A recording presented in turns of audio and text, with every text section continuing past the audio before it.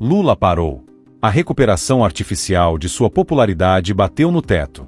E até a pesquisa que sempre tentou blindá-lo agora admite: a narrativa petista está desmoronando. Será o início do fim da farsa? Hoje vamos analisar juntos a mais recente pesquisa da Quaes. Sim, aquele instituto que adora fazer malabarismo estatístico para suavizar os problemas de Lula. Só que dessa vez, nem eles conseguiram esconder o óbvio. A aprovação do governo estagnou, a desaprovação segue maior, os programas sociais perderam efeito político e a economia continua castigando o bolso do brasileiro. E o mais irônico, ao mesmo tempo em que Lula não consegue avançar, Bolsonaro também enfrenta uma campanha pesada para consolidar a narrativa de que ele teria participado de uma tentativa de golpe. Mas, olhando os números com atenção, o que a mídia vende como uma grande virada é, na verdade, uma oscilação pequena dentro da margem de erro. Ou seja, até essa narrativa anda claudicante. O jogo político, meus amigos, está se transformando em uma batalha de resistência. De um lado, um governo que insiste em repetir fórmulas gastas de programas sociais como se fossem moeda de troca política. Do outro, uma oposição criminalizada pelo STF, mas que ainda mantém milhões de brasileiros firmes em sua base de apoio.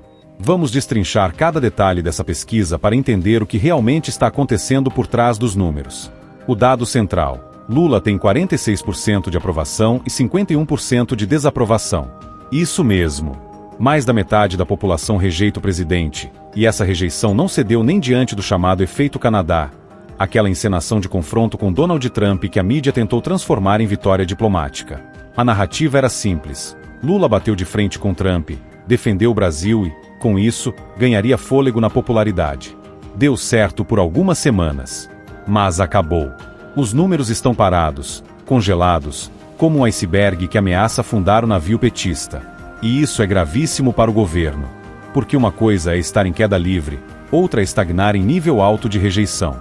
Quando a população deixa de reagir a estímulos, significa que o governo perdeu o efeito surpresa. O eleitor já não se impressiona com discursos inflamados, viagens internacionais ou anúncios de programas sociais. A verdade é simples. O brasileiro olha para a prateleira do mercado, vê o preço dos alimentos e percebe que a realidade não combina com a propaganda do Planalto. A pesquisa mostra que 65% dos brasileiros consideram os programas sociais como direitos adquiridos, e não como favores do governo. Esse detalhe é explosivo. Por que Lula sempre apostou em programas sociais? Porque eles eram usados como moeda de gratidão eleitoral. O raciocínio era: o governo me dá, eu devolvo com voto. Só que esse ciclo que funcionou em 2006 e 2010 não cola mais em 2025. O povo amadureceu. As redes sociais escancaram a diferença entre benefício social legítimo e manipulação política.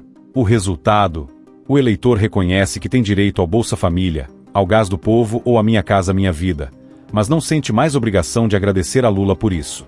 Ou seja, a principal arma do PT perdeu efeito.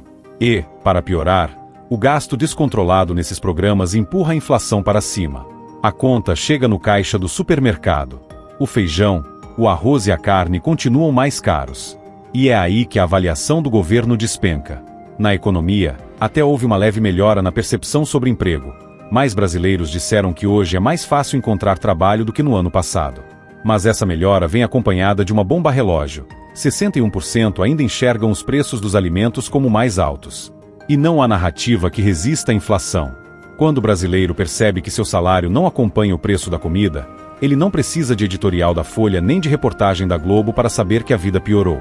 Essa é a grande tragédia da gestão petista. Gastar bilhões em programas populistas que corroem a base fiscal do país, alimentam a inflação, no fim, geram um efeito contrário ao desejado. Lula tenta ser lembrado como o pai dos pobres, mas corre o risco de ser visto como o presidente que perdeu a conexão com o povo. Um dado assustador para o Planalto: 61% dos brasileiros acham que Lula perdeu a conexão com o povo. Esse número é simbólico. Afinal, toda a trajetória política dele foi construída na imagem do homem simples, do líder próximo da base popular. Quando esse atributo se esvai, resta apenas a figura de um político tradicional, atolado em escândalos, afastado das necessidades reais da população e cercado de aliados fisiológicos. Em outras palavras, sem o mito do pai dos pobres, Lula se torna apenas mais um no pântano de Brasília. E isso, meus amigos, pode ser fatal em 2026. Mas não é só Lula que sofre pressão. Bolsonaro também foi alvo da pesquisa. Segundo o levantamento, 55% dizem acreditar que houve uma tentativa de golpe em 8 de janeiro, e 54% afirmam que o ex-presidente teria participado. Agora, vamos analisar.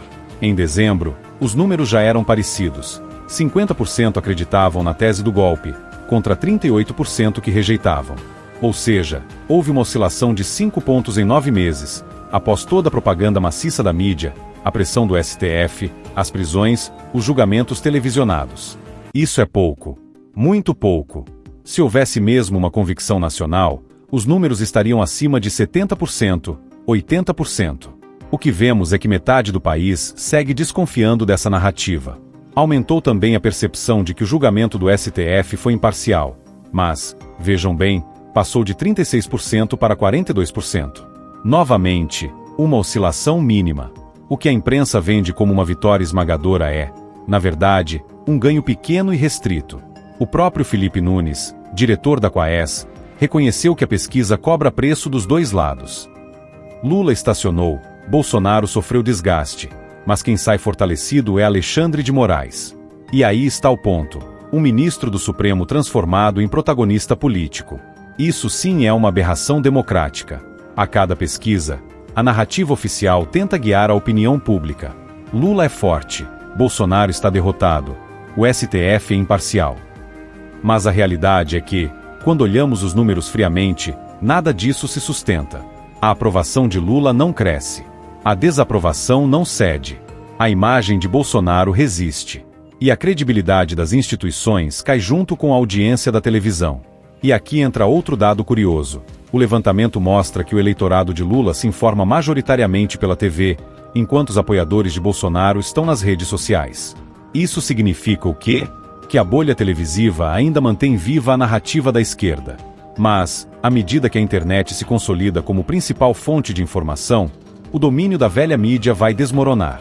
Ou seja, no longo prazo, a esquerda perde a sua trincheira mais importante, a propaganda disfarçada de jornalismo. Voltando ao governo, a insistência de Lula em ampliar gastos sociais sem responsabilidade fiscal é um tiro no pé. Hoje, a percepção negativa da economia já pressiona sua imagem. Amanhã, pode se transformar em tempestade perfeita. Inflação alta, juros elevados, crescimento pífio e descrédito internacional. Esse é o cenário mais provável para 2026. E se o PT acredita que vai repetir o script de 2006 e 2010, está se iludindo. O Brasil mudou. O eleitor mudou. E a paciência com o estelionato eleitoral também. Resumindo, a pesquisa Quaes mostra que Lula parou de subir, que os programas sociais já não rendem dividendos políticos, que a economia pesa no bolso do povo e que a imagem de pai dos pobres evaporou. Do outro lado, Bolsonaro sofre com a narrativa do golpe, mas ainda resiste, mesmo diante da máquina de propaganda estatal e do STF.